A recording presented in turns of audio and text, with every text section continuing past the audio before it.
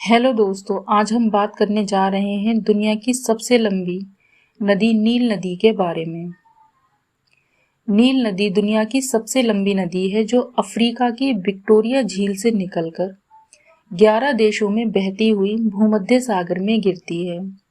इस नदी की लंबाई लगभग 6,650 किलोमीटर है।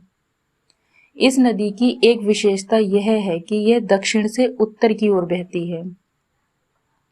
यह नदी जिन 11 देशों में से होकर बहती है वे देश हैं मिस्र, Eritrea, Burundi, Tanzania, Rwanda, Congo, Kenya, Uganda, Sudan, Ethiopia और दक्षिणी सूडान।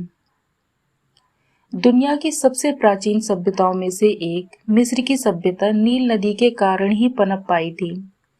इसलिए इस नदी को मिस्र का वरदान कहा जाता है। मिस्री भाषा में इस नदी को इतेरू कहा जाता है।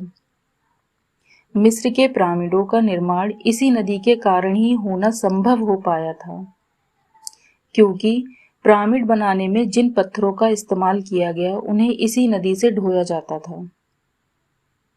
वैसे तो इस नदी की कई सहायक नदियां हैं, पर व्हाइट नील और ब्लू नील इसकी सबसे प्रमुख सहायक नदियां हैं। जहां व्हाइट नील नदी की प्रमुख मुख्य धारा है, वहीं ब्लू नील को पानी और गंध का स्रोत माना जाता है। उच्च तापमान तथा अधिक वर्षा के कारण इस नदी के आसपास भूमध्य रेखीय सदाबहार वन पाए जाते हैं।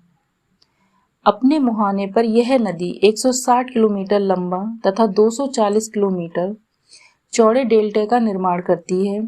इसी नदी पर मिस्र का सबसे प्रसिद्ध बांध असवान बांध बना है।